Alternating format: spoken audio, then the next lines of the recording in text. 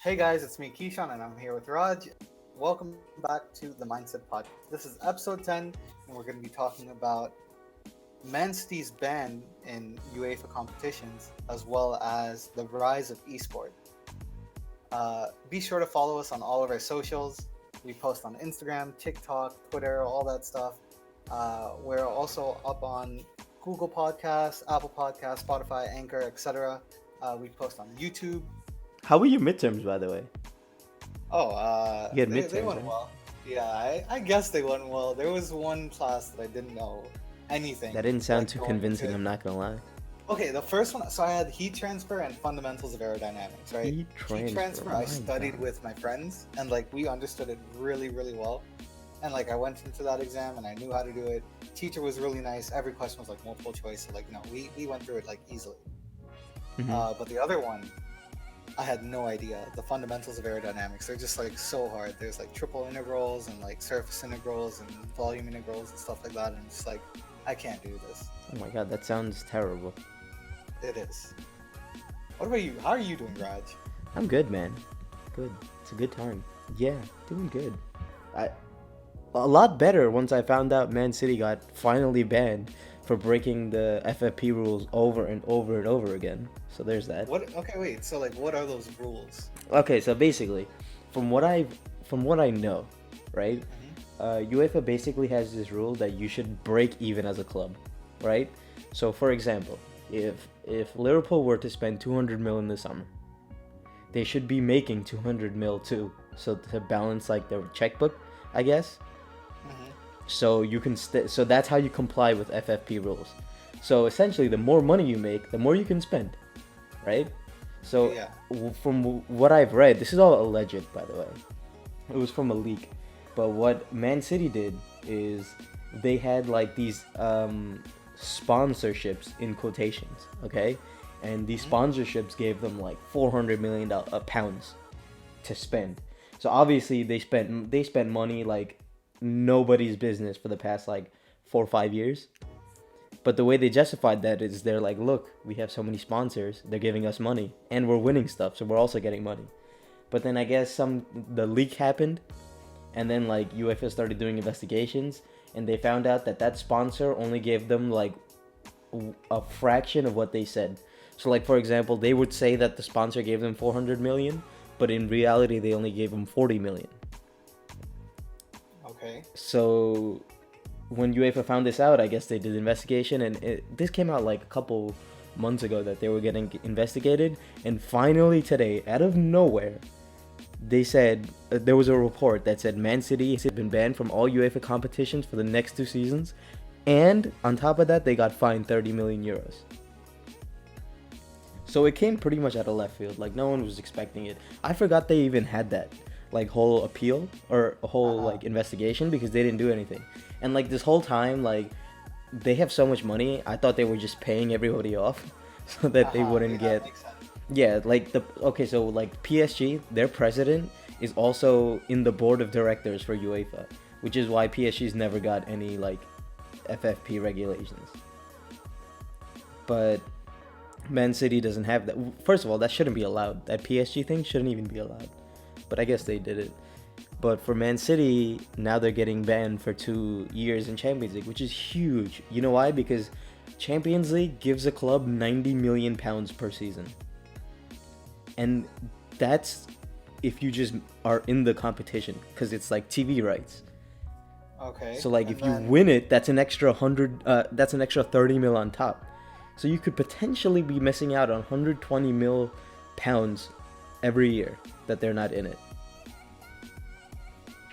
So one thing I saw though is that they're gonna appeal this. Not they might, they definitely will appeal it, and it's gonna be in court for so long that the ban might not even take an effect for the next year. It might be the 2 years after that. So it wouldn't be 2021 and 2020 and 22-23. It would be 22-23 and 23-24. Those 2 seasons. Was that confusing? I don't think so, right? slightly, Just a but slight. I So sort it of wouldn't get it. be. So they're supposed to be banned for the next 2 years. If they appeal, Okay. they're not going to be banned the next 2 years. They're going to be banned the second and third year. If that I guess Okay, yeah. that's easier to understand, right? Yeah. Yeah. Some So, people are saying that they should be banned forever. Uh, oh, from Champions League completely? yeah, I just saw a tweet earlier that it's like, oh, BBC, can you possibly make this ban forever? Yeah, I don't think they'll ever do that because that would be kind of harsh because Yeah. it's not like they cheated, which we're going to talk about. I also want to mention the Astros a little bit, by the way, because the whole cheating thing is like very prevalent right now in sports for some reason. But it's not like they cheated, like they fixed the match or they like did something like that. It's like they broke FFP, which a lot of clubs do. Yeah. But they just took it to like an extreme. So I guess UEFA was finally like enough's enough. Another crazy thing is the Premier League is now also looking into this, so they might even get a points deduction in the Premier League, which last year for us would have been good. This year, not sure it matters too much. But it won't happen this year, will it? It'll happen. I mean, if they whenever Premier League decides, if they decide this season, then they would do it this year. Okay. Which it doesn't matter to us, but it does matter for teams that are like. Yeah. So if they get banned for next year's Champions League, that means 5th place is also a Champions League spot because normally it's 1 through 4, but City's gonna finish inside the top 4 guaranteed. So that means it's gonna move 1 place down. That means 5th place is also in play for Champions League now. So it's just like it changes like the dynamic of the whole thing, but it all depends on when City appeal, which I'm assuming they're gonna do as soon as possible, and how long that appeal process takes. Because personally, I think if they get banned for 2 seasons from Champions League, they're gonna have to do one of two things are gonna happen. They're either gonna lose all their players, they're definitely gonna lose Pep. That's besides the point. But they will also lose a majority of their players, or in order to keep their players, they're gonna have to give everybody a new contract and give them a lot of money. Because if you're telling a player who, like, if you play for Man City, you're one of the best players in the world, just because that team's. So, like, if you're telling that player to be without Champions League, like, being in the Champions League for 2 years, you're going to have to give them money to compensate. Because, like, that's every player's dream. They want to win the Champions League. They want to play in the Champions League, especially if you're at a club like Man City, right? So, I think in both scenarios, as long as they get banned, I think Pep's leaving. I don't think he's going to stay regardless. So, I mean, the crazy thing is, if you look at it right now, right, the table, 2nd place is Man City, right? So, if you look at 5th place, right now it's Sheffield United, which if they make it into the Champions League, it would be the most incredible thing ever. They were in the championship last year. They just got promoted. So, they're having an insane season, but if they somehow if they somehow make it to the Champions League, I would be rooting for them so hard. Can you imagine what it would be like if Sheffield United won the Champions League? That would be bigger than Leicester winning the league. Like, that would be insane. I couldn't even imagine it. It's the top teams across. That would imagine like Sheffield's in a group with like Barca and like PSG. Like, it'd be so funny. You see Messi going to Sheffield to play them. Oh my god, that's like stuff of dreams. But in other cheating news, right? So this is a baseball thing. So there's a team called the Houston Astros. So this is probably the biggest baseball scandal, one of the biggest baseball scandals I've ever seen in like my life watching. So I'm 23. I've been watching baseball since I was like 12, probably, right? So probably 10 years I've been watching. It's the biggest scandal I've ever seen. So what the Astros did is they had a camera and they zoomed in on the opponent catcher. And then they would like study the signs that catcher's doing, and they would figure out like, oh, this means curveball. So if they knew a curveball was coming, they would bang on a garbage can in the dugout. And the Astros batter that's up, he would know like, oh, next one's gonna be a slow off speed pitch. It's not gonna be a fastball. So they'll wait on it and they could hit it. So the thing about that is, in baseball, knowing what the pitcher's gonna throw is one of the biggest advantages you could possibly have, right? This is worse than using steroids, because if you use steroids, a good pitcher could still get you out because you won't hit the ball. Now imagine knowing exactly what pitch the pitcher is gonna throw for the whole game. And then there was also like a news that they're using buzzers. So like they moved on from the banging from the garbage can to having buzzers inside their jersey. So every time it would be an off speed, the buzzer would go off, and they would know like, okay, now a curveball's coming or something like that. So like, this cheating scandal is huge, and what makes this worse is in 2017, the year that they got caught for cheating, they won the World Series. MLB like suspended their manager for a season. They suspended the other two managers that were involved for a season, and they fined the Astros. But in my opinion, it's too lenient. Like they should have probably vacated the championship, like taken that back. Like, you guys didn't do it fairly. You guys cheated. Give it to me, and like possibly banned the managers for life and the players for a year too. Jim Crane, who's the owner of the Astros, he's like, yeah, we did cheat, but I don't think it had an impact on the game. Which is nuts. Like, that's not what you want to hear. Like, these guys gotta be like, I'm sorry to all the other teams, I'm sorry to the fans, this, that. But these guys have the audacity to come out and be like, yo, we cheated, but I don't think it had an impact on the game. Like, Alex Bregman was like, nothing can take that 2017 year away from us. We know the work that we put in to win the championship, and we won it. It's like, bro, like, they're completely ignoring the fact that they cheated, right? So, like, this was, like, a huge scandal in baseball, They're I guess. basically just not owning up to it. Like, Yeah, essentially. Like, they kind of did because they apologized for it. But at the same time, they're saying it didn't impact the game. And then the reporter asked the owner, they're like, wait, you're saying that it didn't, like, cheating didn't impact the game? And he's like, I'm not saying we didn't impact it. He's like, I don't know the impact. And this was, like, 30 seconds away from each other. So it's just like, people are like, bro, these guys cheated, they got caught, and they don't even care. So people want, like, more of a severe punishment from the league, basically. Who decides these punishments? There's this guy named Rob Manfred, and he's the commissioner of baseball. Okay. So he's the one that ultimately decides, like, this is what happens. So And yeah. he's the one. I mean, I could already see, like, people paying off other people, like, oh, make this, because that happens in the world all this time. Yeah. Oh, there's one thing. Okay, so this is the 2017 ALCS. Now, I'm not only salty because I'm a Yankee fan, right? And we were in the ALCS. That's equivalent to semifinal. Okay? Yeah. So I'm not saying, and they only cheated at home in Houston's stadium because that's the only place they could put the camera. So obviously I'm a little biased because I'm a Yankee fan, but just look at this. So game 1 and 2 were both in Houston. Okay, first game the Houston Astros won 2-1. Second game they also won 2-1. 2 one-run games. Okay, game 3, 4, and 5 were all in New York. Game 3 8-1 Yankees. Game 4 6-4 Yankees. Game 5 5-0 Yankees. Now, Game 6 and 7 go back to Houston. Game 6, 7-1 Houston. Game 7, 4-0 Houston. And then Houston went to the World Series. So if you look at it, they won all 4 games at home, and we lost every game in Houston. And we won all games at home.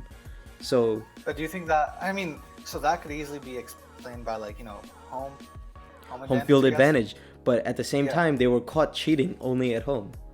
Yeah. So, like, this essentially shows that if they're not cheating, they would have got slapped by the Yankees. Because it wasn't close. 8-1, 6-4, 5-0, right? Only the last 2 games. The last 2 games were like washouts, 4-0, 7-1. Yeah. But the first 2 games were both one-run games. And you're telling me that the Astros knew every pitch that the Yankees pitchers were pitching in all 4 of those games? You could dramatically see a difference. Because we needed one... We lost 4-3. We needed 1 win. And I don't know. I guess I'm being just salty about it.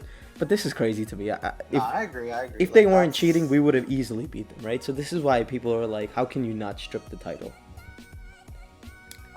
So Chris 1708 asked, the penalties that were given were like a slap on the hand. So do you think MLB should have the same penalties as soccer, like what happened to City? The reason why it needs to be a stricter punishment, I would take away their championship.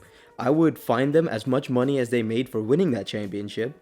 I would ban all the coaches for life that did this because they knew what they were doing and they devised the plan. It's not like they wouldn't know, Like, yeah, and not even that. They're the ones who implemented it, right? Yeah. And then I would also ban the players for a season because at the end of the day they didn't devise it, but they did use it. The reason why I think there should be a stricter punishment, because if there's not, that encourages other teams to do it. Or not even that, it encourages Astros to do it again. Who says when the manager for the Astros comes back after a year that he's not going to do it again? Yeah. Because they're probably looking at it like, wow, we kept our World Series, only got banned for a season, didn't get fined that much. Why can't we do it again? Right? So I'm not sure. I think if all the other stuff about the buzzers and the stuff, if they do investigation and that comes out to be true, then they will get a stricter punishment. So talking about sports, there's like a whole different category of sports that's slowly rising up. It's called esports, right? Yeah. So Okay. this is like Call of Duty, Overwatch, Rocket League, League of Legends. These are all video Fortnite. games, right? Yeah. And professionally playing those video games is called esports. So a couple years ago, nobody knew what esports was. They're like, this is crazy. Like, I guess no one really cared.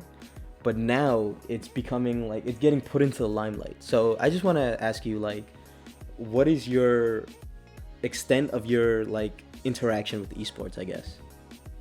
So there's only one team that I really like enjoy watching and following. That would Mm-hmm. be G2, but only when they play Rocket League. I'm not like a full follower of G2. Like G2, I guess mainly got big from like CS:GO Mm-hmm. and things like that. So I never really saw that side of them. Okay. But in Rocket League, since I play that quite a bit, when they play all the time, I'm always rooting for them to win. It's like win the RLCS, Okay. which is Rocket League Championship Series. So that's like the extent of like your following, just Rocket League. Yeah, just Rocket League mainly. I mean, I have seen some Fortnite and I have seen some Overwatch, Mm-hmm. but I haven't like actually looked into it. Like I'll just watch it for a bit and then like go off of it. But Okay. whereas like RLCS or Rocket League uh, esports, Mm-hmm. it's like I actually look into the teams, the rosters. Like they have like roster. It's essentially like its own section of sports because like in soccer there's transfers and stuff like that. Yep. Rocket League literally has the same thing where like they have roster changes where a person moves from one team to another Yeah. and they like get signed. It's actually so cool. I love it. Yeah.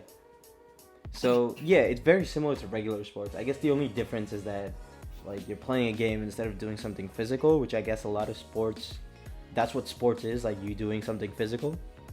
Hmm.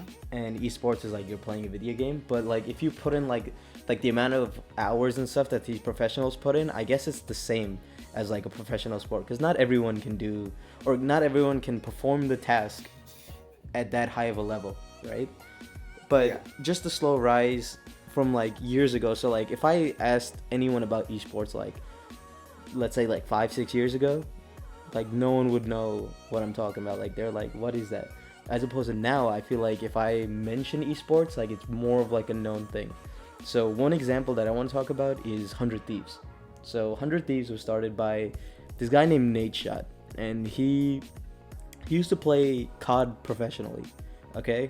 And then once he stopped playing COD professionally, he did YouTube for a little bit, probably like 2-3 years. And then I guess once he got capital from that, he started a company called 100 Thieves. So 100 Thieves first was an apparel company. So like you can tell by his jacket, it's actually pretty nice, right?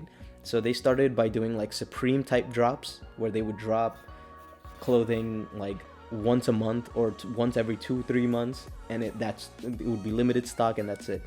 So they started that, and then once he got like funding for it, he was like, you know what, I'm gonna make this an esports team. So he made this into a full-on esports team. They had a COD team, but he's not in the CDL, and he has a couple other teams too. But the crazy part about 100 Thieves is Drake, the rapper, he's invested money into it. And there's this guy named Scooter Braun, and he is like super big in the music industry. Like he's like Justin Bieber's, like I think was his agent at one point, and he knows basically every big rapper and stuff. He also invested in the company. And like that's the kind of trend that I've been seeing. So like there's a there's a company in New York, newly started. It's called Anbox, and they got investment from the actor Michael B. Jordan. And another example is like Gary Vee. He's like an entrepreneur. Like he's a billionaire entrepreneur, right? He started his own team called the Minnesota Rocker in the new COD League.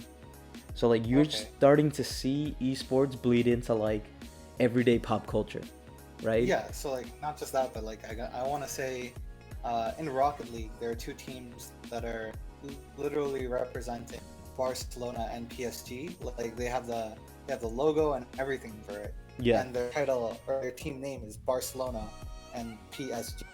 Yeah, So so like you real can see sports that. teams are Mhm. getting esports teams now in different games. And Yeah. the example that I have on screen is like Chicago Huntsmen, which is a Call of Duty team, and they actually played like a tournament, like a fun little thing with Ben Simmons, who's like one of the he's like a new basketball player. I think he's like second or third year in the league, but like he's one of the best basketball players there is. And like to get someone like that playing like with Chicago Huntsmen playing call, because like all these players now, or all these people now that are growing up, they've grown up with esports. So they grew up watching COD professionally. They grew up watching Overwatch, all this stuff. So like to them, this is all normal. And now like it's becoming mainstream because these people are promoting it. So like, what do you think is gonna be like the future of esports? How do you see it going? I'm hoping to see esports become so big that you need to have literal like soccer stadiums or football stadiums Mm. packed with people to watch the main screen. Like right now, you can go to events and like you could have like 2,000, 3,000 people there, and Mm-hmm. like you'd watch it on the big screen and like you see the people playing there. But I want to see it get to the point where you literally have tens of thousands of people there watching Mm-hmm. and like meeting the fans, meeting the organization, and meeting everyone that works there. Yeah. Because right now, a lot of things that a lot of people that you see at organizations, like it's mainly the people that are playing, Yeah. and then maybe like the manager or something like that.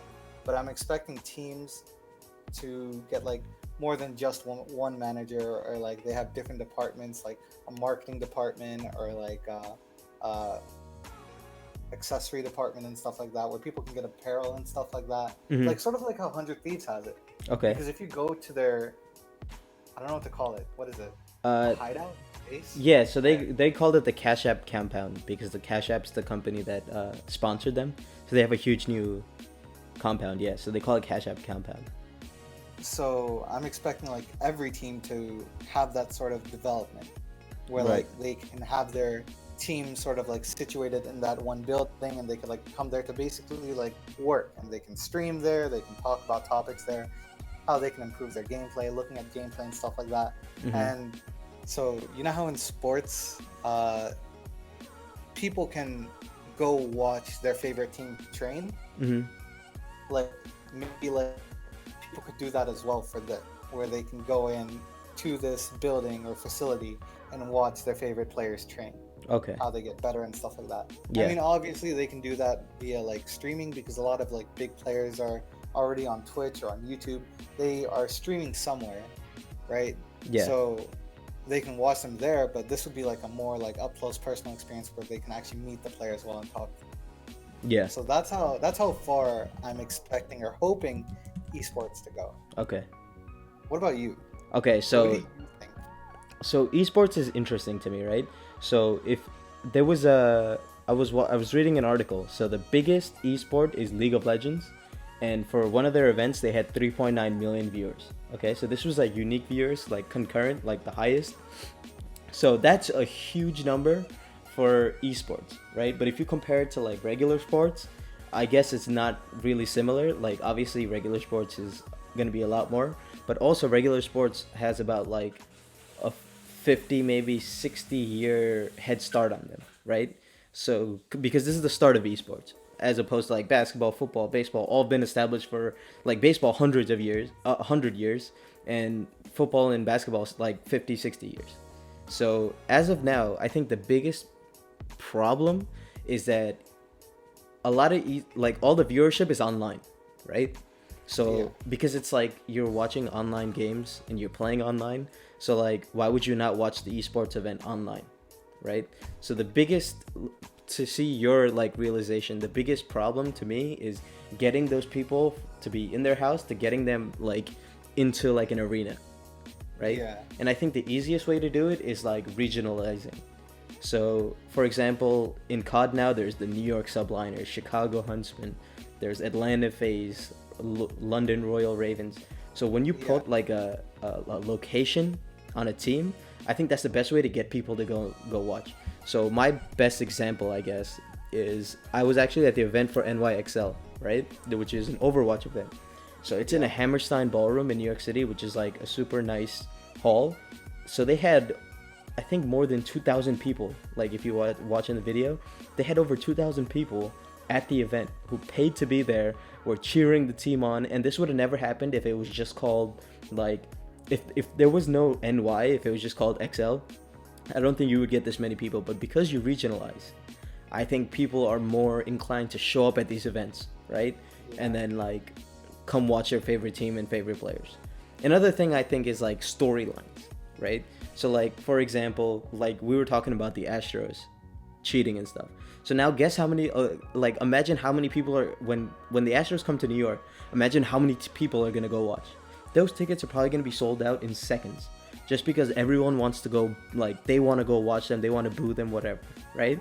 So storylines is what drives sports in general. So one thing that like esports struggles with is storylines. COD is actually doing a really good job this season.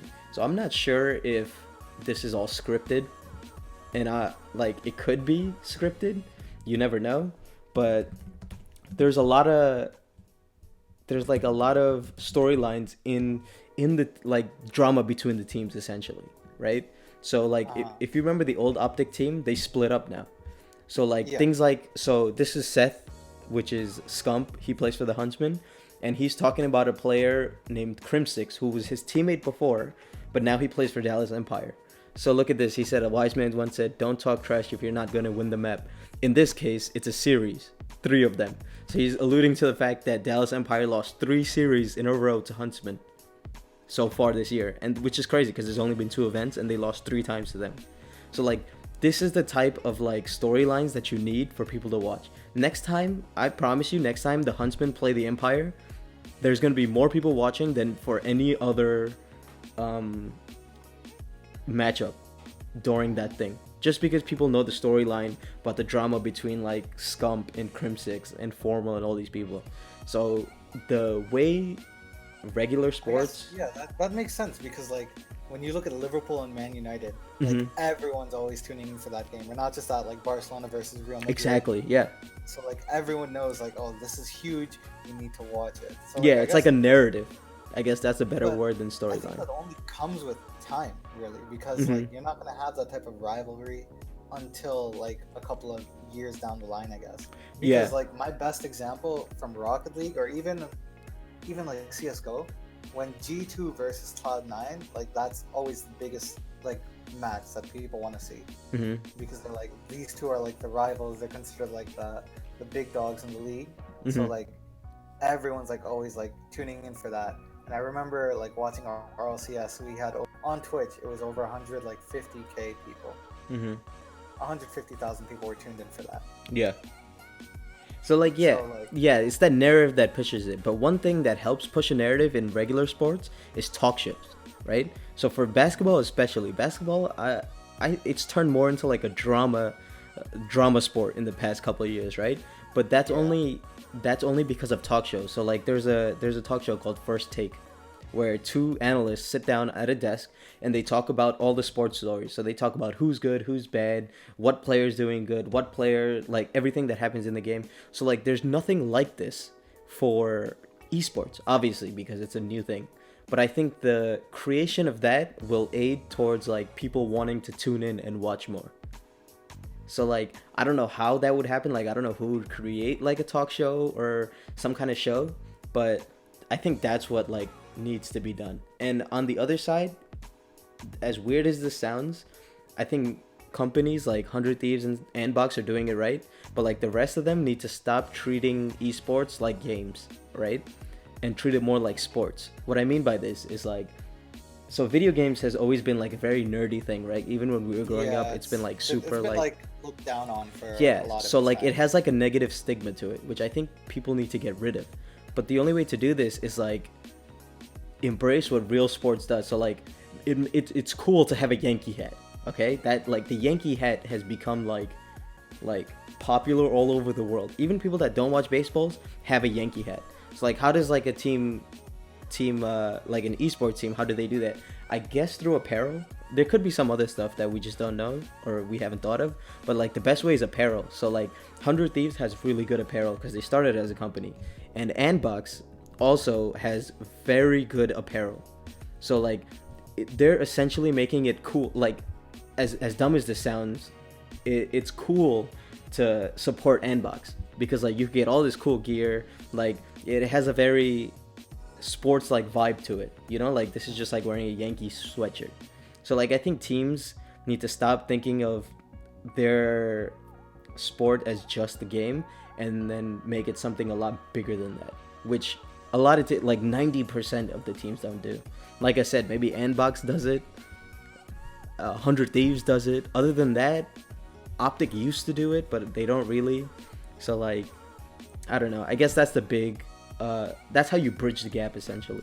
Look at this. Like this looks like streetwear, but it's actually based on like. Yeah, like anyone on like if you saw a person wearing that, you'd just be like, oh, okay, it's nothing like special. It's just something that they found at a store. Exactly. Yeah. But So like actually, normalizing that is what I think every gaming company needs to do, but they just haven't thought of it yet. I guess. I don't know. So like for example, so Jonak is a player for Overwatch. He has a shirt that they made specifically for him. That's the only thing sold out I've seen so far on this website. So like that's not by accident. That's because they're promoting a player with good design, with like a t-shirt that actually has a good design. So they're bridging the gap between like fashion and gaming, which normally people don't do. And they even have a whole Jonak collection. Look at this. So this is a player that plays for Overwatch, that plays the game Overwatch, professional player. But they have a whole collection just based on his like design. And I'm sure like yeah, both sold out. What happened? That like octopus or squid, that's his. Yeah, so his name means like something octopus in Korean, from what I know. Okay. So that's why he loves that. He even has like an octopus tattoo on his forearm. So I guess that's why they made it octopus t-shirt. But like this type of stuff, like those are the only two things sold out on the website. So like they're bridging the gap really well between like gaming and fashion and just in general everything. So I guess that's what people need to do. I don't know how you would do it other than fashion, but I'm sure there's a way. Someone's way smarter than me will definitely figure it out. And I'm sure you got this, Raj. Yeah, I don't know about all that. You're one of those that revolutionized the gaming industry, bro. Well, you know what? That's the plan, but we'll see how that goes. So Kush asked another question. Mm-hmm. So he asked, let me get to it. So you guys are saying esports is growing, but do you think it's just a phase because of the hype of the battle royale genre? So like the hype of like, I guess, Fortnite and other battle royales like PUBG, Cuisine Royale, all that. So maybe just for Fortnite, maybe Fortnite, like in 5 years when we're coming back here, like Fortnite might not be a thing, right? Which is hard to believe now because it's probably one of the biggest games, but like that could be a thing. But in general, if you look at the most popular esports, it's like League of Legends, like Dota 2. Yeah. So they're not based around battle royale at all. So I don't think it's just a phase, because if it was just a phase, it would have ended like 5 years ago when the phase started, right? When you have like celebrities endorsing them, when you're selling out events like Hammerstein Ballroom, I think it's when you have like billionaire entrepreneurs investing in making a team, I think it's past the phase and it's more like concrete, like this is here to stay. Also depends, it's not like the one struggle they have that normal sports doesn't have is that like if the next COD game comes out and it's like unplayably bad, right? Then COD esports might die as a result. Like baseball never has that problem because the rules stay relatively the same. They might change every 20, 30 years a little bit, right? But you're never going to completely change how baseball works. Yeah, because like one thing that you sort of see the difference between esports and actual sports is that esports, the mechanics are sort of still the same no matter what.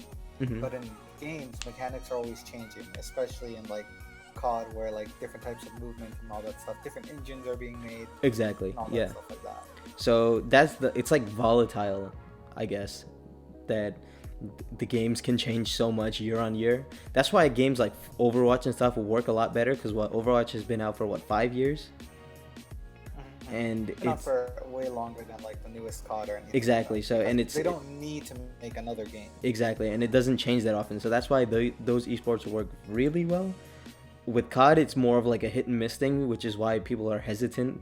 So that could be more of a phase because like you never know. In 10 years, is there still going to be a COD? Judging on history, there is because it's been more than 10 years of COD already. But like you can never predict something like that if the game is changing every single year, which is why I think COD will actually go into like maybe a 3-year life cycle soon, where it's like one COD game will release and the next change to it will release 3 years after, because that will help with like esports. But that's like a prediction that I have, which I'm not sure if it'll come through, but I thought they were kind of going towards that when they had like 3 different studios working on COD, because essentially one studio would make a COD every 3 years, but now they only have 2 studios because they got rid of one. So I think it'll actually be like one COD will stay the same for 2 years and then the second one will come out. Okay. Chris had a follow-up question as well. He said, do you think companies are gonna try and make esports games, because currently all esports games have been the same throughout the years? So what I'm guessing what he's trying to say is, do you think companies are gonna try and develop a new type of esports game, whereas like, so like not FPS? Yeah, not FPS, sort of like Rocket League, I guess Rocket League, League of Legends, where it's not based around like how quick a person can react and shoot someone. But if it gets big enough, I think so, because like once if the viewership is there, then any game will become an esports game. You know what I mean? Like if tomorrow, like Tetris Battle Royale, right? If tomorrow for some reason there's 200,000 people watching this guy stream Tetris Battle Royale, right? Then Tetris Battle Royale will become an esports, because there's going to be another person that's going to be like, I'm better than you. And then people are going to go watch that, and it's just going to stem out. Similar to what like Fortnite was. Because when Fortnite was first big, it was like Ninja only, right? And not only, but like he was the biggest guy. Like he was getting 100, 200,000 viewers every time he streamed. Then Tufu came along, Cloaksy came along. Like all these different players came along, and that they started having like the Fortnite Fridays, which was almost like an esports but not officially from Epic. So like that'll happen to any game. I just think it needs viewership. It could actually be any game. It could be like Pokemon for all you know, or like Overcooked even. Yeah, it could be. Teams are competing against like other teams on who can cook the quickest. Exactly. Any game can be an esport as long as people are there to watch it. Because that's how all the esports started. So they're like, wow, this many people are watching me play this, and then it just keeps going from there, I guess. So to answer your question, yeah, I do think so. Looking back on esports, sort of, so like way before like it became generalized, they used to have game battles, which is what I used to do back in like Modern Warfare 2, Black Ops. I mean, they sort of had the same thing where like you could make your own roster, you could have your own team, you could go up the ladder, and people would see how many games you've won and things like that. And like I just wanted to like point out that esports has been sort of a thing all the way back then as well. Yeah. Maybe not as prevalent as like today. How many years ago was MW2? I don't even know. Like 8 years? So 6. 9 years? 10 years. 10 years, wow, okay. About 10 years. But it's been a thing since Modern Warfare as well, so it's just that I didn't get into it until Modern Warfare 2.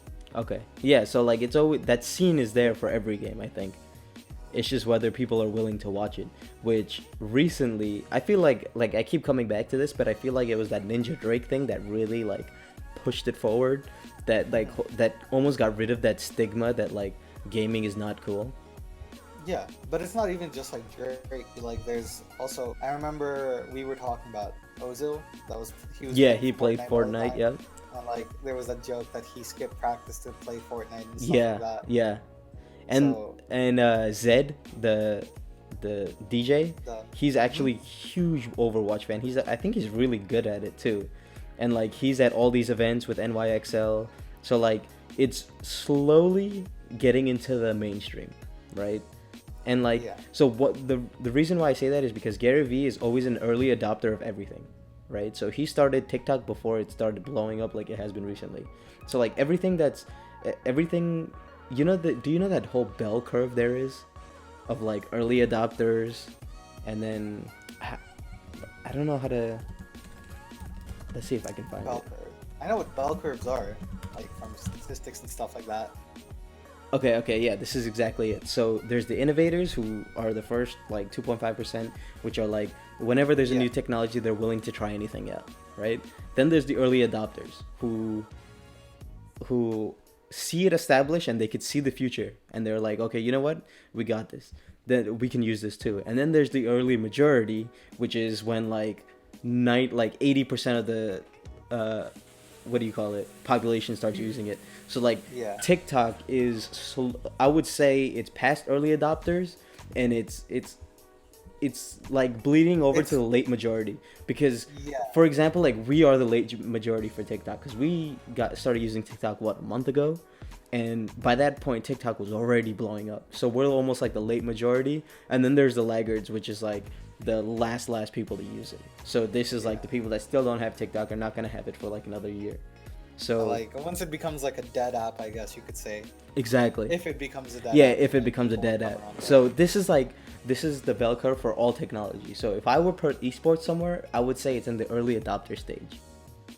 For a lot of people, like I feel like we've been there since like innovators, because like you said, you signed up for game battles online in MW2 10 years ago. Yeah, like I was in tournaments as well. Like so like at this point, even I didn't know about game battles and tournaments and esports. This was not a thing. So I think it's definitely in that early adopter stage, and basically we just got to get in before it gets to the majority, like that's when it's going to blow up, and I definitely think it's going to get there. When it's going to get there, if I were to put like a timetable on it, I would say maybe like 5 to 10 years, in that range. That's when it would, unless like something just comes out of the water and blows it, like something just blows it up completely. Other than that, like I would say like 5 to 10 years, that's when it would get into like the early majority section of it. I mean, for it to hit that mark where it blows up and reaches that early majority, it really comes with like people or society realizing that it's like something. Yeah, and that's like slowly happening, because like I said, the celebrity endorsements, like no one's gonna give you like 100 Thieves raised $25 million for their Series B. Like no one's gonna give you $25 million if they don't think that they're gonna make a good amount of money back on it, Like nobody especially these people that have $25 million to spend, they're not dumb, so they're not just gonna spend money on nothing. But like I said, this guy Gary Vee, he's always an early adopter for everything. So the fact that he is starting his own team in COD, like to me, it shows that like it's on that level of going into like early majority, which is like I guess what you want it to get to. So people just need to be in the right mindset. Yeah, people just need to have like an open mind and like see like the benefits what it could become. Yeah. Okay, agreed. Without a doubt, 100%. What? I don't know, just the way. Agreed, 100%. Like it's kind of funny. No, like without a doubt. Like I'm looking forward to esports becoming so big, because like I remember so many times in middle school, like people would just be like, "Oh, all you do is play games," Yeah. Like, of course, I play with my friends and stuff like that, but it was a thing that people just didn't care. Like, oh, why don't you spend your time doing homework? Yeah, like, oh, you're never gonna get anywhere in life if you just play video games. Yeah. That type of mentality, yeah. So we've been, I guess we can say we've been innovators. Like it's understandable, like you should be focusing on homework and stuff like that, but it's not to say that like something like this isn't important, because like I'm pretty sure 30 years ago, if people were on social media or whatever social media was back then, people would be like, why are you wasting your time on there? But now there's so many like influencers and people that are just like, people that make a living off of Instagram. Exactly. Yeah. My best way to explain it would be like David Dobrik. He actually went to his teachers and like, he was one of those people where like he was different from everyone else, where like you wouldn't see him actually having a 9-to-5 job anywhere, and he doesn't have, and he's still making millions of dollars. Yeah, he's making more money than a lot of people will see in their lifetime, and that's off of doing something that was so against the norm in the beginning. I just think Oh, that yeah. it's good that like I mean it personally. I think it's awesome that esports is getting as big as it is, especially seeing an event firsthand and like working at the event, like seeing how passionate people are. Like my best example is there was a mom and a dad, right? And they probably had a son. He was probably like 10, maybe 11 years old. Okay, so I was just talking to them because like I was at the event and they were like they were just like talking to me after they bought like a couple shirts. So I was just like, oh, like, do you guys watch Overwatch? And they're like, yeah, we didn't even know what Overwatch was until about last week. Then I was like, oh, like, how did this happen? He's like, oh, the tickets went on sale and our son saw it on online that you could buy tickets. And like he basically begged his parents like, please, please, please take me to this event or let me go to this event. So they were like, you know what, like the ticket, I think it was like 40, I think it was $58 for like a floor seat. They were like, you know what, let's just like all go, right? Because Oh, they that's didn't want not to bad send, at all. yeah, because they didn't want to send him alone. So they're like, okay, let's just go check it out. And they were like, we're so glad that we came, because like they became like fans of Overwatch just being at the event. And like that type of like impact that it has on, like, you could see it on, like, you could see how happy this kid was. Like he was like shaking when we gave him a shirt that was like customized with his name on the back. Like he couldn't even like that type of impact only sports has had before. Like even like a lot of sports hasn't had. Like that's like the equivalent to like a kid going to a baseball game for the first time when he's like little, right? Yeah. So like seeing that level of impact from esports is crazy to me, and it's so good because it shows the capability of esports. You know, like these parents that probably never watched or never knew what Overwatch was, but their kid was playing it, and now they were like, yeah, we're gonna go home, we're gonna check it out. They're like huge fans. So like this is how it can grow. But I just think like these events, when they happen, you really see how big esports is becoming now and how big it can be, I guess. All right, so you're actually, so the coolest part about this is you're the first, like, I would say real guest, because we've had guests on this podcast before, but they were like a lot of friends and family members. So like they were just like, oh, let me hop in, you know? So we were like, fine. But you're like the first person that like agreed to be like a guest on it. So I guess that's like an achievement for us and you too, because you're the first. It's good for us. But Well, I think we're friends, Raj. yeah, So, yeah. I At mean, this I point, don't yeah, know. that's true. That's true. I mean, we haven't, like, none of my friends have been on it. It's just been family. So Really? yeah. So even then, you're still the first one that's like not family to be on the episode, which is pretty dope. Okay. Yeah, Cool. inaugural stuff, you know. So Wow. we're learning as we go here. So yeah, I met you at the NYXL event we both worked at, and then I'd say it went pretty well. Like, how'd you like the event? Well, it was pretty fun. I didn't really know what to expect going into it. I thought I was gonna be, I don't know, talking way more specifically about the players with people. Yeah, But it seemed like a lot of the people who come in just enjoy the team or the sport. and a lot of them knew even more than we did. You know, they were like diehard.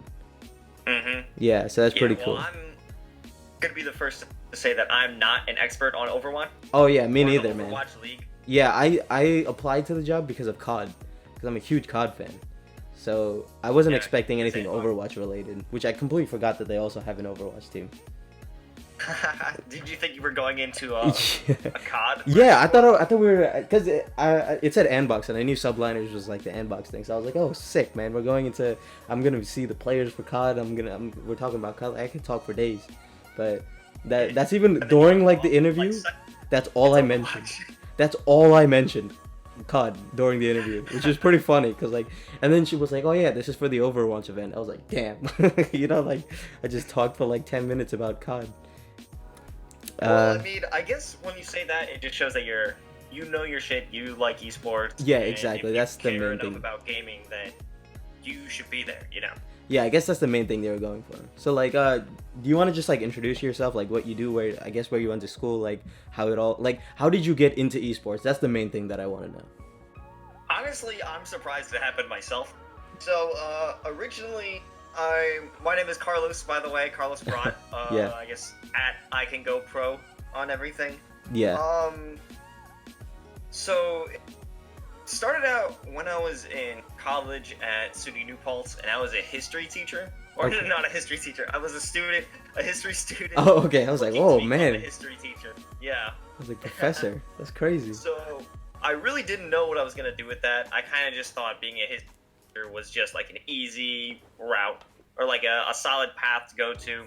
But then one summer I started making YouTube videos of just random stuff, like me talking in front of the camera about a topic, and it was usually dumb garbage. But I had a good time with it. And doing that made me realize, okay, I don't want to be a teacher. I want to work in like TV or on some sort of program. Okay. So after I graduated with history, which is, a bad idea in general. Yeah. Like history, English, stuff like that, probably not the best idea to study. Okay. Do you wish? So I constantly looked for. Oh, sorry, what were you gonna say? I said, I was gonna say, do you wish you went into like something more film related once you found out that was like your thing? Honestly, not really, because I still ended up in the same place. Okay. Okay. What I guess I leveraged my history degree into saying that I could be a writer. Okay. And that's how I got my foot in the door. So Yeah. I started a internship as a writer for this financial news media company. Mm-hmm. And then eventually they brought me on as an on-camera host for their videos because, I brought in some big dick energy and they thought I was very cool. That's at least what I say. It turns out they hated me later on. Oh my god. Oh, that was just the worst place to be. I mean, there's only one way to find out, right? Like actually doing it. Mm-hmm. Yeah, so they took me on as an on-camera host, and as time went on, I realized I really just did not like working in the financial space. And then eventually, I found this ad on Indeed for a video game and esports news show host, and I thought, I'm there. I gotta do that. I gotta get the hell out of where I'm at. Okay. And that was the best move to make. So I hit him up, put a whole spiel on my my cover letter saying, I've always been passionate about video games. I love League of Legends, the whole thing. Yeah. So at that point, you were like super into video games, though.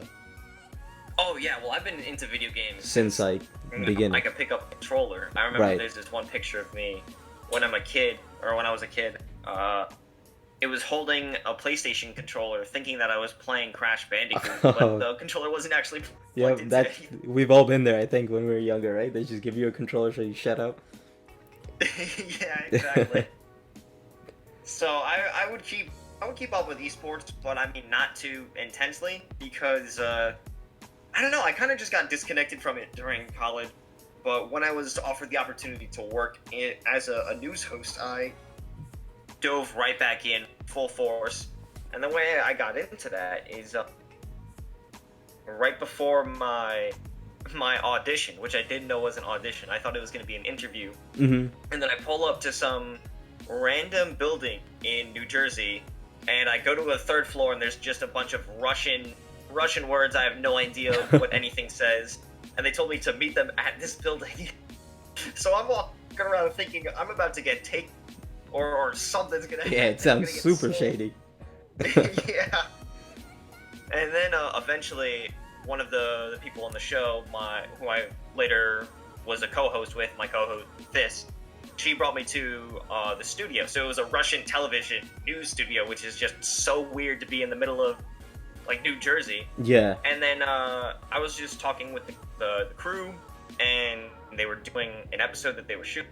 And then they looked at me and said, so why don't you go in front of the camera and just tell us something? Oh my god. And I thought, oh my god.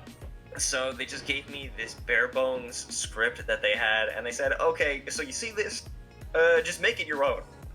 And then I was just thrown to the wolves right there, but I mean, it eventually worked out. Yeah. Because I got the job, which I thought was incredible that I actually pulled that off. Yeah, that's impressive to be thrown in like that, not even knowing anything. Yeah. I mean, I just pretended that I knew what I was talking about. If you just, I don't know, sound or look like you belong, or you know what you're talking about, people are generally gonna believe it. Basically fake it till you make it, right? Included. If someone told me something ridiculous, but they said it very confidently, and I wasn't too sure about the subject, Yeah. then I just take it face value, Yeah, of course. And then how did that whole thing go? Like, what did you enjoy it? Like, did you learn from it? Like, how is it? From working on next level was the program that I'm on, Yeah, yeah. or I was on. It's still going. You could check them out on Snapchat Discover or Instagram Okay. at Tryhard. So I became a host. Like I wrote my own news stories. Mm-hmm. We would pitch topics, but usually one of the other two hosts would send in like a grouping of potential topics. And then I guess one that I liked or preferred, I would say I want to do this one or that one, or they would just give me one, and I'd be like, okay, I'll just try to put my own flavor on.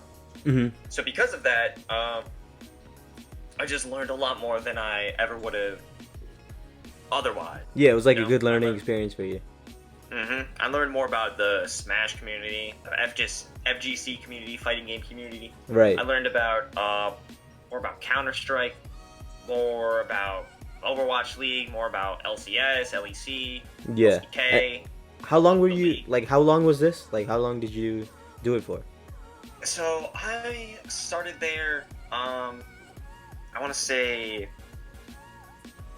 April 10th, Okay. and then it went up to October 26th. Wow. I So think that was the a decent amount of episode time. I appeared on. Yeah. What is that? Like 6 months? Yeah. 6 months. So 6 months I was working on this show, and it was really solid. Mm-hmm. But a lot of things did get to me that like annoyed me. Okay. It was just talking about specific topics or streamers, just a lot.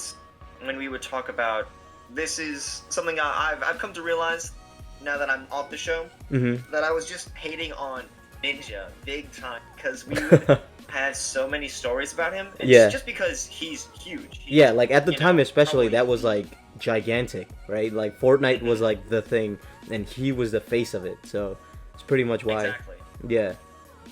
So we would talk about him all the time, that and Fortnite, and it would just annoy me because, honestly, I think it's just because I was jealous at that. I was jealous that he was making such crazy moves, and he was really paving the way for any future gaming personalities or gaming in general to be in the forefront of the media. Yeah. And just because I was talking about him so much, it got me butthurt. But now that I'm not on the show anymore, Yeah. I mean, I just see. I feel like that's awesome. That's awesome he's doing that, and it's great to see, you know, like his Adidas collab. Yeah. I think it's sick. Yeah. And just everything he's worked doing. with Sam. So that's an interesting point you brought up, right? So I always like to say, like, especially when I was in high school, right? Like 6 years ago now. So if you gamed or if you streamed, which very few people did back then, but like it was always like it had a stigma attached to it that it was like weird, you know? Like they always no one like thought it was like in quotes, I guess, a cool thing to do, to be like gaming and streaming and stuff like that. But for some reason, after like that, do you remember like that one night that Ninja streamed with Drake? Oh, Like, God, that's like the moment. yeah, so like I feel like That's after like that the moment, gaming moment, you know? yeah, I feel like after that moment, that was like the single biggest moment in streaming and like gaming.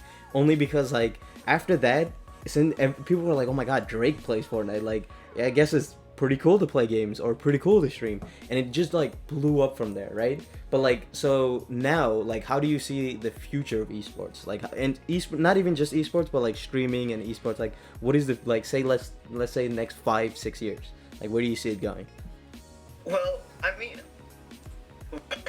I think professional gamers or streamers, a few years back would be made fun of the same way that people who Naruto run in gym class would be. They would just be like, "Oh, what is that guy doing? Why is he spending time playing video games online?" Yeah. People would judge him. Yeah, And of course. to be honest, like way back then, I might have too.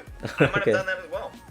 Even though I'm addicted to just watching, you know, VODs or streaming now. Yeah. But times changed and people's perception of gaming changes for sure. Oh, yeah. Now that it's been put in the spotlight, people might realize that gaming online or just professional gaming is more legitimate. In the coming years, I think that pro gamers, this may be a bit of a stretch, but they're going to be like rock stars, you know? Yeah. They're going to be so huge. I feel like even now, some of them are not larger than life, but just very admired. Yeah, I feel like See, I feel like the top like one or two, so like Ninja, Shroud, people like that are like on that level of like celebrity, just because they're like so influential to kids, I guess.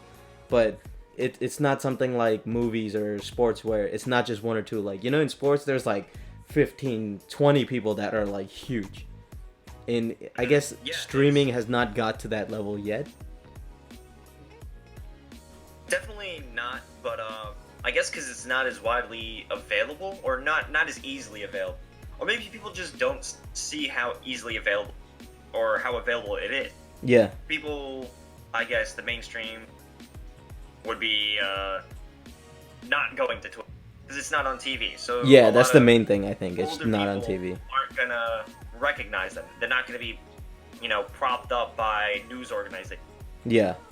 Because who reports on esports besides esports specific news outlets? Exactly. You're not going to see anything about what Tyler won on Fox. You're not going to see anything about Faker on CNN. Yeah. Yeah. You're going to see something about like who, LeBron, Steph Curry. Yeah. If they do anything big, you're going to see it on ESPN. Not yet with professional gaming, but I don't expect them to actually be on standard news out. Yeah, but even like so professional sports, for example, like LeBron, like even he doesn't end up on like CNN that often. It's only when something huge happens that they'll end up on CNN or a news outlet like that. But for like ESPN, he's pretty much there every single day. He's pretty much all they talk about on a daily basis. Yeah. So that like brings ESPN esports becomes a little more promoted. Yeah, we saw them at the event.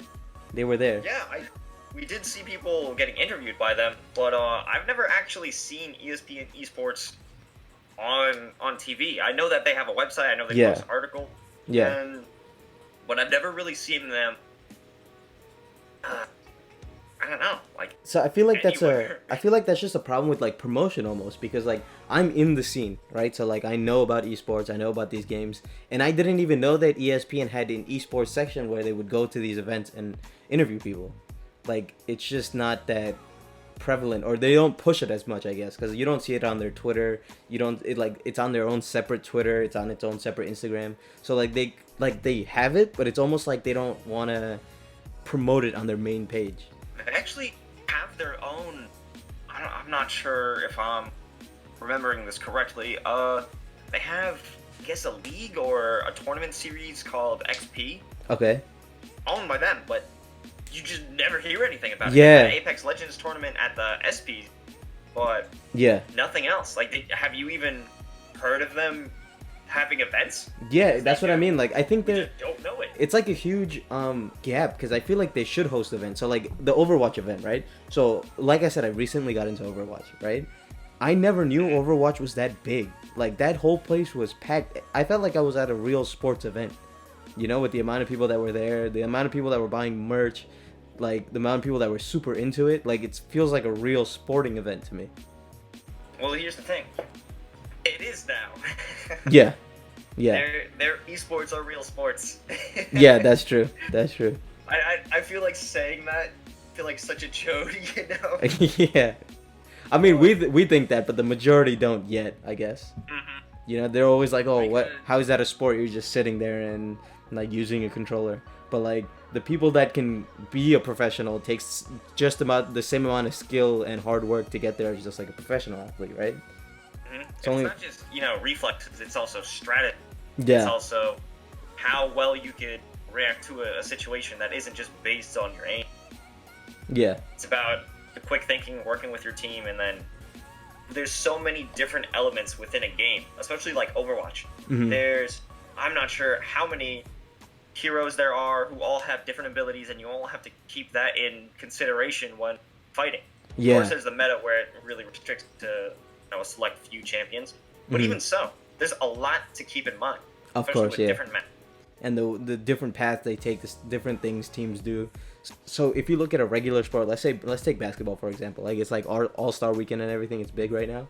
So after every day, right, they have a show called First Take, which talks about all sports. But at the moment, for some reason, basketball is the one sport that everyone keeps talking about every single day. But like they have two analysts, they sit down at a table. It's like an hour long, 2 hour long show, and they talk about what happened the day before in sports, right? And obviously with esports, it's a little bit harder because there's not events every single day. But what I think needs to happen is I think there needs to be a show that like creates a narrative for the esport, you know, so like creates like a storyline for people to like listen to and be like, yo, now I gotta go watch it. So like, do you think like how would you, because you have a little bit experience, right, in like an esports show, so like what is your take on that idea of like making an esports review show essentially? So I gotta say, just right off the bat, I love that idea. But what you really need is a centralized network for esports news. Because right now, most of the pretty much all of the analysts, the casters, they all work within the company that's running the tournament. So you need a third party to take a look at what's going on and have their own review, their own analysis. Because of course, after games, there's always the post-game review of what happened. Yeah. But there's nothing later on. Yeah. Because over the weekend, that's where most video game events happen. Most esports events happen. Like, Counter last premiere event is going on over Friday, Saturday, Sunday, I believe. Mm-hmm. And League of Legends, it's over the weekend, but now it's rolled over into Monday Night League. But you don't get any content during the week. The week is just content. Maybe there's reruns or there's just regular scrims going on, but you're not gonna get anything of real substance during the week. And a show giving the rundown of all the events that happened over the weekend is perfect. But yeah, it's definitely gonna be difficult to establish because you're gonna have to promote it and then get people to watch because you'd be building up scratch, you know? Yeah. There's no news source that people look to that they can trust, that they know it's like verified. Yeah. And it's good. Yeah, so I feel like that's what needs to happen essentially for like there to be, I don't know, like spread the news of esports almost, you know? Because like, so during the podcast I was giving this example. So there's a player named Scump who played for Optic before that split up, and then there's a player named Crimsix who plays for Dallas Empire. Scum plays for Chicago. So like between them two, they used to be teammates and now they're separate. After they separated, there was a lot of trash talk between the two. But like it would have never been put out if like the team, if they didn't have like a platform to do it. So they did go on a platform and they were like all talking, and like obviously it happened during the event, but like just imagine like analysts talking about that during a show. Then it becomes like real news and it would like really spread. But no, now whenever Chicago plays Dallas, that gets the most views out of any like COD matches during any event. So like it's always like the storyline that pushes it, and I guess it just takes a lot of time for those storylines to build. But I just feel like there's no place for those storylines to develop right now, if that makes sense. Yeah, you know, honestly, you told me about that when we were working together. Yeah. And I thought that's awesome. There's so much hype between these two teams facing off. If you don't have storyline to create hype, create a fire to fire up the match, you know, not as many people are going to watch. Yeah, exactly. Because people don't exactly watch the game to see the game. It's kind of because you're rooting for something. You want someone to win. You want to see a storyline go through. You want to see a rivalry keep going. Yeah. You don't really just want to see it happen because anyone can go on Twitch. You could just see them play the game. Anyone can play the game themselves. But there's meaning behind these games. And that's what people need to see, the meaning behind the game. Yeah. Exactly. And I think ESPN definitely could be the org to be in the forefront of showing these storylines. Yeah, because they already have that platform and fan base, you know, of like big sports network.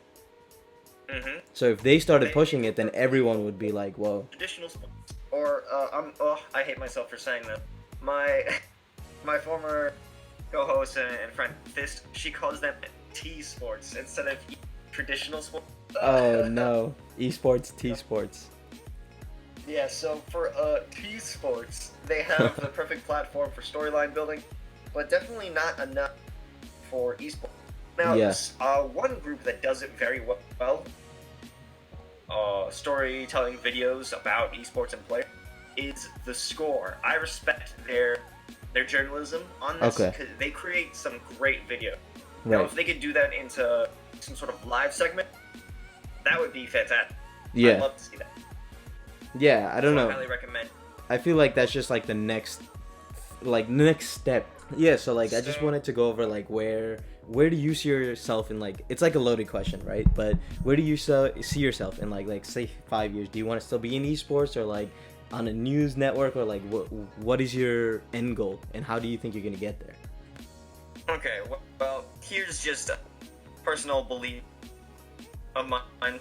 When you say news network, so you mean online? Because at this point, cable's. Yeah, pretty This much. is just my broad opinion. Yeah, pretty much I dying. think cable will. It's in a slow decline. I don't really know anyone who has it. I don't have it. Who have it? It's because it's their parents' cable. Mhm. So I think everything, even news, is going to be streamed, whether that's Twitch, Mixer, YouTube, Netflix, Hulu, blah blah blah. I'm sure eventually they're gonna have their own news networks, and eventually those news networks will be covering esports. No, Yeah. I'm not saying I'd like to work at one of them specifically, but Mhm. I would like to become either a cast, because I can't stop talking. Yeah. Or I would become just a personality. I don't know if there's even enough history yet for one to call themselves an expert analyst. Mhm. Of course, there's been a lot of gameplay where you know all the ins and outs of the game, but I don't want to limit myself to just one exactly. I'd like to work on a network or a show, a program, exactly like the one that you said. Okay, well, now it's simpler. I want to work on a first take as show. Yeah. That's what I want to do. I want to do a wrap up of what happened over the weekend in East, and hell, even talk about what streamers are up to. Yeah, Even, like just the big anything ones. like gaming related, right? Yeah, anything gaming or esports related. I'd like that as a platform where it's not just talking about news, but where it's like a round table where there's like a lot of other opinions put in. It's Yeah. not just straight news. It's a discussion. Right, between like a couple people all talking about the same like esport or streamer. I definitely could see that, because like I feel like the fan base and the viewership is there, because like if it wasn't, then streamers like Ninja wouldn't, like, obviously not anymore because he moved to Mixer, but like when he was on Twitch he was getting like 100,000 viewers per stream, right? So if people have time to watch him, I'm sure people would have time to like watch a show that also talks about Ninja, because they're like fans at that point. Exactly, yeah, because he's not always live, and not all these streamers are always live, and the games aren't always going on. Now, there's a lot of them in different leagues across the world, but they're not always going on, and they're not always happening in a time zone where you could. The Call of Duty leagues, they're happening at 5 in the morning if you live in LA, Yeah. or Yeah. 3 in the morning if you live in London and they're playing in LA. Yeah. The time zones don't always match up, but if you have a program that gives you the rundown of what you missed, that's exactly what people would need. Because especially when it comes to games on YouTube Gaming or Mixer, Mhm. I know no esports are on Mixer right now, but an issue is that you can't click as easily on YouTube Gaming as you could on Twitch, because there's no function, there's no feature for that. Yeah. So it's so hard to create highlight reels. But I guess eventually those installed or brought to the program, then it would be so much easier for people to keep up. Because right now, I guess time-wise or accessibility is a little bit of the issue, because you can't watch it. Like, what if it's on the week? So maybe you're doing something, you're not going to be able to stay in and then watch the game. Yeah. But what I'm trying to say is, I'd like to be on one of the shows that talk about it. Yeah. So like that brought up a good point, because like we were talking about before. So like we were at the event for NYXL and we watched the matches there. And the thing is, I wanted to watch one of the matches that we couldn't watch at home, but like there was no highlights for it. It's like I either watched the 3-hour thing and looked for highlights myself, or nothing. Or like I guess the best thing is like the best plays are on Twitter, like the Twitter from the team. But even then, you gotta search up the team name, then you gotta look at their tweets, and then hope you find a highlight, right? That's the only way you can see highlights for specific things. I know a lot of people that don't have time to either watch it or sit down and watch 3 hours any other day, even though the whole game is up, right? So I feel like if there's a platform that shows you highlights for every esport, just like regular sports, and then analyzes it or talks about it, I feel like that could be like the next step or next big thing. But yeah, maybe. And if there's no organization that does it, I think teams should take it upon themselves to do it, and then create their own highlight, and I guess create the storylines themselves, just so they could have more people come in and support their team specifically. Because if one org, like say NYXL, creates build this whole storyline, I know on their social media, introducing the team mostly from Korea, like the New York lifestyle. And Yeah. I guess that's really cool. It's integrating them into New York City life culture, so that they're the New York. But I think it needs to go a little deeper than that. Than I guess funny videos. We need a storyline. Yeah. And if there's no news network that's gonna do it, they should do it themselves. Yeah, 100%. And another thing that's interesting, right? So, in England, I watch a lot of soccer, or like football, as you call it, right? Like that's what it's really called. But I watch a lot of that. So a lot of things in England is that they'll have like live watch-alongs. So what they'll do is like, so one of the sports channels is Sky Sports. So they'll have like 4 analysts sit at the table, and they won't even have like the game showing, but they'll just be 4 analysts. It could be like a really famous analyst and like 3 former players. And they're just watching the games, and they're like commentating the game on their own. Because obviously there's commentators in the game, but these are like commentators on their own that are talking about the games and stuff as it happens. So I always thought like, say you're watching there's an Overwatch event going on, right? And this is like later down the line when Jonak is like retired. Imagine having Jonak on like a couch just watching the pro event, but he's talking about it, like he's commentating it instead. I think there's like a big market for that. Because you don't see that. First of all, you don't see that even in American sports here, but you definitely don't see it in esports. So do you think that something like that would work? How do you think that would go? Well, I think the closest thing that we could get to that is Beyond the Summit, which is a Counter-Strike pro circuit, and they're actually on a couch, and it's just a few guys on a couch. Well, I don't want to downplay their their knowledge. Okay. A few casters on a couch, but I don't want to say casting couch, but that's what it is. And then afterward, from a game, players from both teams, they come down and just talk with them. Of course, this is post-game, you know? Yeah. There were different players from different teams or retired players sitting there watching it with. That would be great. I'd love to see. Yeah. Now, there are some casters that used to be professional, but it seems that they're, when it comes to Overwatch, it's only in its second run. Yeah. It's very new. Yeah. Oh, no, I believe, it's third. Third. I think it's the year? third year, yeah. Honestly, yeah, it's only in its third year, so there isn't veterans, you know? Counter-Strike's been around for so long. Not even just Global Offensive, but if you go back to 1.6, it's been around for years. Or fairly new. But I'd still love the idea of having veterans come in and give their takes. But we can look to the future with that. I honestly am so excited for the future of esports broadcast. How big it can get. Yeah. So like being at an event firsthand, I saw how big it is now, you know? But it's definitely gonna be. I'm excited because we've been in esports for forever. Like I've been watching COD since like there was one small like table, like a ping pong table, and then on each side there were people sitting with monitors and they would play that way. To see like these huge events that they're hosting in London and New York and all this stuff, it's already taken such a massive step. but I just feel like over the next like 10, let's say the 2020 decade, I feel like it's gonna get so much bigger, and I'm excited because I've just been in it for so long.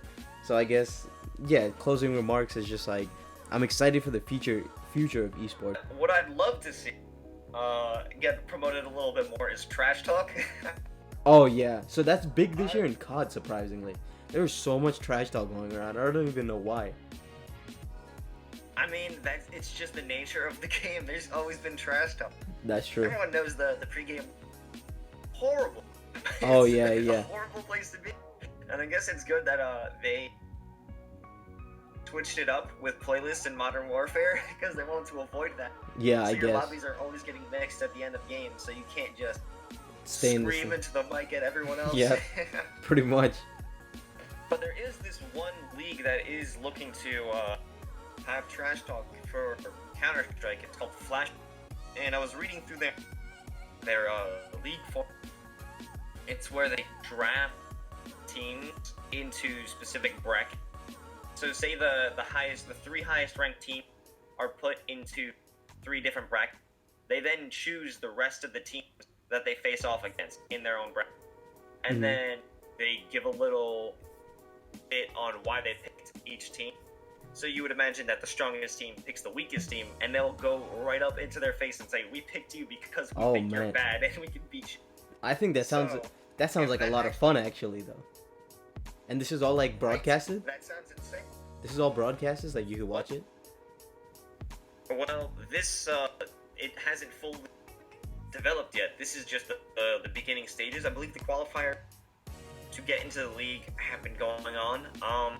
There hasn't been too many updates on it. I'm trying to keep my nose to the grindstone when it comes to that, because I cannot wait to see players just talk shit straight to each other's face. So one last thing that I wanted to do, I think that'd be pretty cool, is like, you always said that you wanted like a sick esport job, right? Like as a host. So I wanted to do like a little segment almost. So like, is there any kind of esports news that like you really want to report on, or that you've seen recently that's like, like dope? Oh man. We could use this as an audition tape. Like if someone's like, oh, like do you have any previous experience? Show them this clip. That'd be pretty cool. Oh my god. I know you told me about this before, but I forgot about it. Oh, now good. Yeah.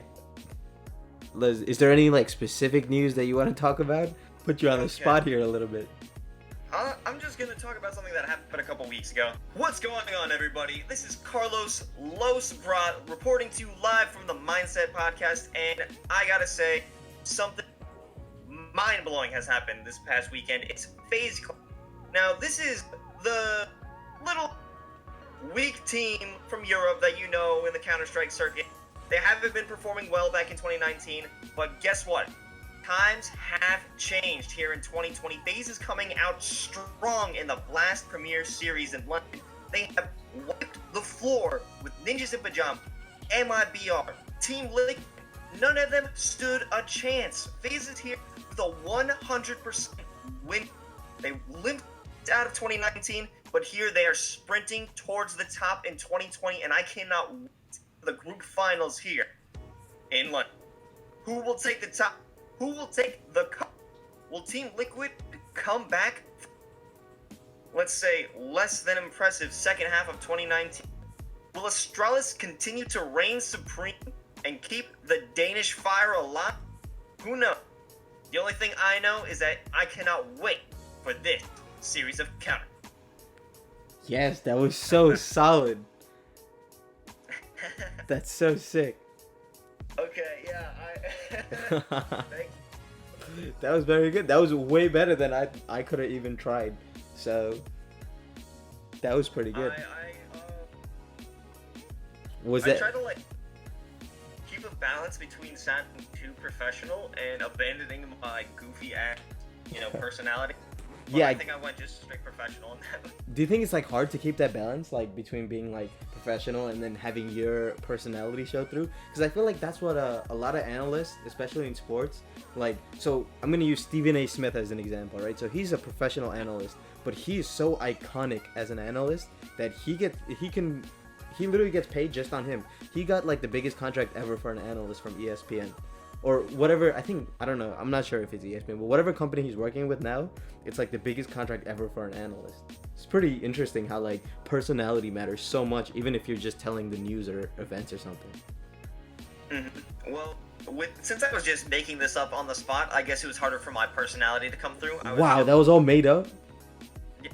That Well, makes... I mean, it happened. Oh, okay. But like in general, like you made it up on the spot. Because usually the analysts all have like scripts, you know? Oh no, I just did that right now. Wow, I knew that phase right now in that last Premier Series in Group A. Wow. Like they beat everyone. They have no win-loss. Rain is on fire. Cold Zero is showing people why he's one of the top ranked players. That's so impressive. And yeah, honestly, Team Liquid disappointed again. But you know what else is new? Water's wet. So I think that's everything is there like anything else you want to say? I feel like I have all my questions like out there. Well, I guess if you want to see me cast, I cast myself playing Apex Legends on my Twitch account, twitch.tv/ I can go pro. I guess that's about it. I look forward to seeing your podcast grow. But I just want to thank you for being like the first real guest on this show. It's pretty cool. It's sick. I was surprised when you asked me. I'm like, oh shit. I'm cool to be on here. I mean, it was about esports, and we had that whole conversation about like esports shows, and you want to be a host. So I feel like it was the best person to be guest on that podcast. You know? Yeah. Well, thanks for seeing that and inviting me. Super It's awesome cool. to be here. All right, so we actually have a fan topic this week too. Yes, So let's go to it that. was Akash We will Patel, get to you. Okay. and he asked, if you were able to create a new league in esports, what game would you choose to make the new league in? So I did clarify, and he's talking about a game that's not already like a popular esports game, one that isn't already. Okay. So an esports league. I was actually thinking about this just now, but I didn't realize that this was going to be a fan topic. So the game that I would make it into esports would probably be Mario Kart. Okay, I could see that. Because Mario Kart is like super easy to follow. You can get so many hype moments. Like you could see a person that's in like 5th place and they get a blue shell, and you see like some other person's in 1st place. You know something's about to happen. Mm-hmm. So like you could easily tell what's happening in the game. Easy to follow. Yeah, sure. There's some like flares and like some things like you can't really tell what's going on for new people. But Yeah. overall, like it's very very simple to follow. Just like Yeah. Rocket League. Yeah. So I feel like Mario Kart would be very, very easy to make into an esports. Yeah, league. definitely. I think, okay, so if I were to choose one, it would be Smash, right? The reason I say Okay. Smash is because, like, fighting and FPS games in general are always a little bit more popular.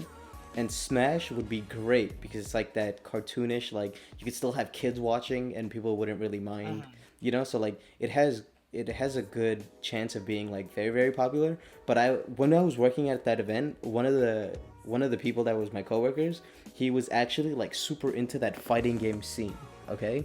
And he was saying that Nintendo refuses to make Smash like an esports game because they're adamant on the fact that Smash is a game just for like fun, that you could have fun, you could play with your family, stuff like that, like a family game almost. So Yeah. essentially, But there's still like people that. yeah, there's still like an esports league, but like there's nothing that Nintendo will do themselves. Like, you know how like Activision is the one who did the CDL for COD? Like Nintendo will never do that for Smash. So that's why I think it still applies. But that's one game I would make because Smash is super easy to follow. And I think there could be some very, very hype moments while playing Smash, Yeah, especially when like without a doubt. especially when you see, because it's very easy to follow in terms that, like, you know, when you see that percentage go up, the number turns red, you know that they're like one punch away from getting smashed off of the park, and then they like crash into the screen type stuff. So like that would make for huge hype moments, and I think if they like really push that as an esport, I could see it being like one of the most popular, if not the most popular, just because it's like a fighting type game. But I would probably say Super Smash. I agree, without a doubt. Both of those are fun. But I guess those are both like Nintendo games. Yeah, right? Nintendo games. They just refuse to make esports just because they're so. They're more like party games. Exactly. It's like family based. I'd say Yeah. Nintendo. So they don't wanna get into like that vibe of esports. But I think they're missing out on a big opportunity. Cause like it's like COD. Like you still have people that play COD and watch COD just like for fun. But then you also have like a huge part of the fan base that watches it professionally or like professionally. So Thieves actually asked, what about like Minecraft? As odd as that sounds, I don't know how Minecraft turned itself into esports. They Yeah, do like have what would the games in- esports be? Like how would So you like base Minecraft, I don't think you can do anything of that sort. Yeah. Because base Minecraft is just like survival and stuff like that, right? Mm-hmm. You're not typically going against another player unless you guys are racing to find the end or beat the Ender Dragon. Mm-hmm. But that would mean RNG. Like the biggest thing in Minecraft is like RNG, right? You don't know when mobs are gonna spawn, what mobs are gonna spawn, or where the end portal is gonna be. So I don't see how a person could make that into an esports. Mm-hmm. But they do have like mini games in Minecraft where like Hypixel has Bed Wars, which actually has its own tournament in the server that people like actually like try to go into. Mm-hmm. So I guess you could make that an esport, but I just feel like with Minecraft, it's very like I don't want to say it's not bad graphics, but it's like like that style of the way that game looks. Exactly, it doesn't appeal to like the mass, but you never know. Anything could get viewers, but like in my opinion, like it's just the way that game is designed, art style wise, it's hard to push that as like a esport experience. Like people just have a hard time watching it, I guess. So I could see the potential though, because Minecraft is one of the biggest games in the world, right? It's been one of the biggest games in the world forever.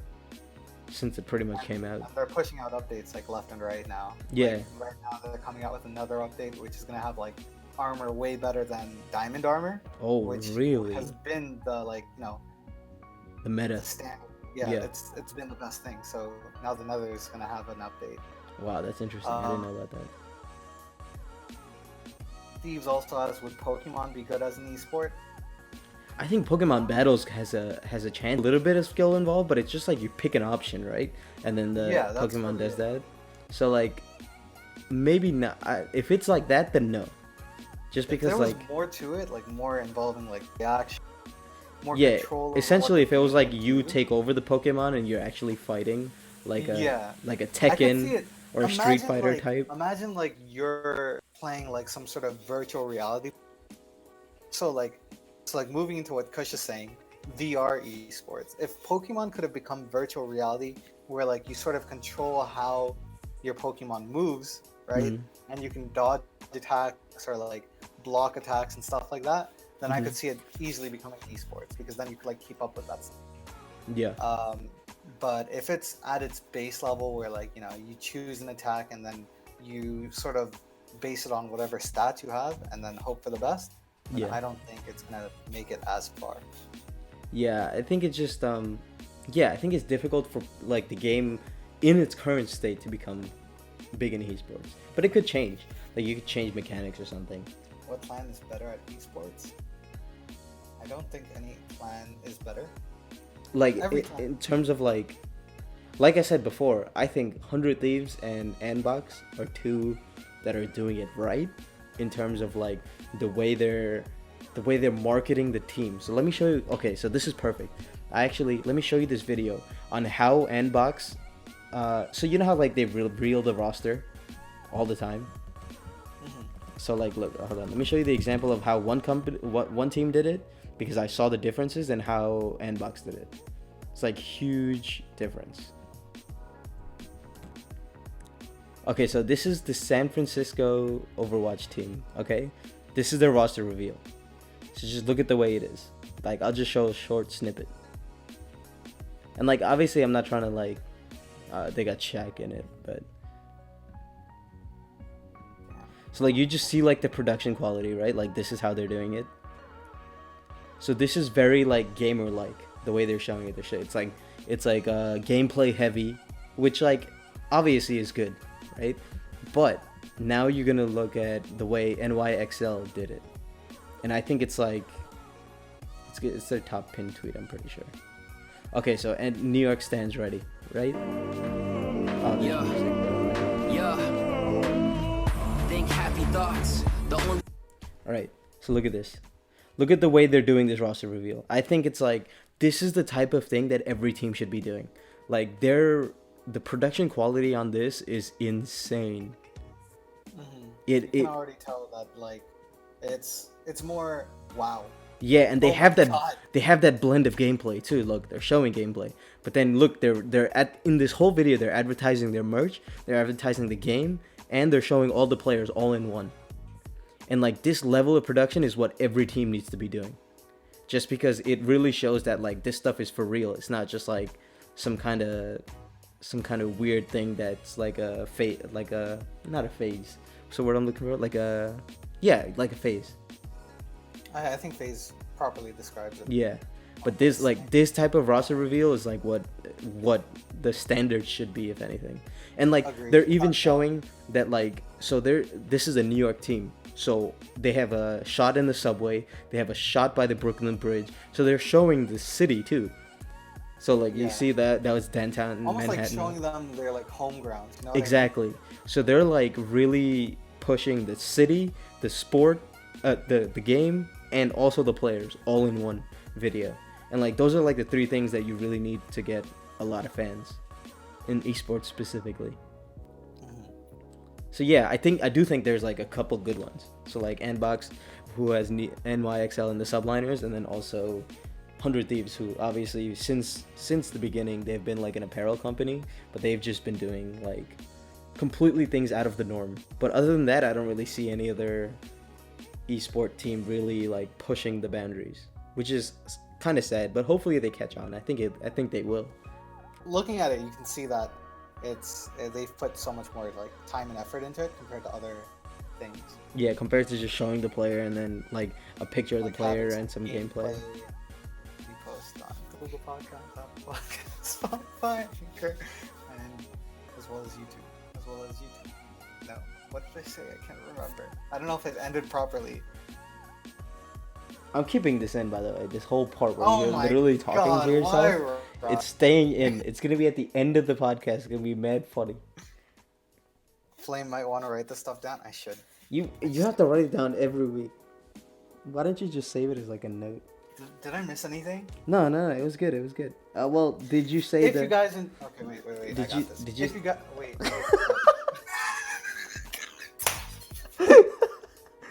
Oh my god. Go. Alright. Go. Just go. If you guys enjoyed the video, be sure to like, comment if you guys want us to talk about a comment in the fuck. If you guys enjoyed this video, be sure to like, comment, subscribe. If you guys want us to talk about a certain topic, be sure to comment it down below, or just let us know when we live stream this. If you guys really did enjoy this video, then also share with your friends. We'd love. Thank you everyone for watching. Thank you everyone for listening. Apple Podcasts, Google Podcasts, Spotify, etc. Be sure to follow us on all of our socials. We post on Instagram, TikTok, Twitter, all that stuff. We try to come out with episodes every Tuesday, usually around 7 p.m.